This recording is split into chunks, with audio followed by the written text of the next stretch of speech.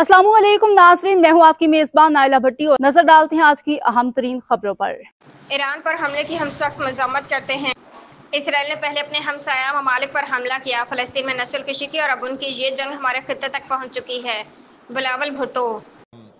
हम सब ने जो यहाँ का यूरोपियन एक्सटर्नल एक्शन सर्विसेज है, मतलब इस यूरोपियन यूनियन का एक किस्म का जो उनका फॉरेन ऑफिस का इदारा है, यहाँ के ऑफिशल्स के साथ इंगेज किए। पाकिस्तान का मौक़िफ़ अमन के हवाले से, सिंधु दरिया का हमला के हवाले से, कश्मीर के अवाम की जद्दोजहद के हवाले से, भारत के जो जंग इन्होंने हमारे साथ जो उन्होंने शुरू किया, हमने मुकम्मल किया, उनके बारे में हमने तमाम मुकम्मल ब्रीफिंग दिया और अपील किया यूरोपियन यूनियन से भी कि वो अपना किरदार अमन कायम करने में हमारे खिते में वो अदा करे।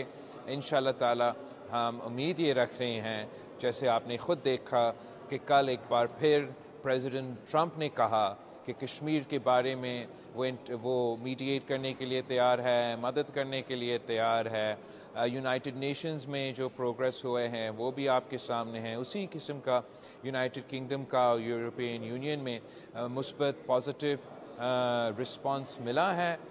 इस वक्त मैं समझता हूँ कि पाकिस्तान अमन का बात कर रहा है, अमेरिका भी अमन का बात कर रहा है। अगर कोई आज तक जंग की बात कर रहा है वो भारत है और इंशाअल्लाह ताला वो भी इस पोजीशन से जल्द पीछे हटेंगे। आप सबका बहुत शुक्रिया। बिलावल साहब, ईरान पे हमला हुआ है, इसके बारे में क्या?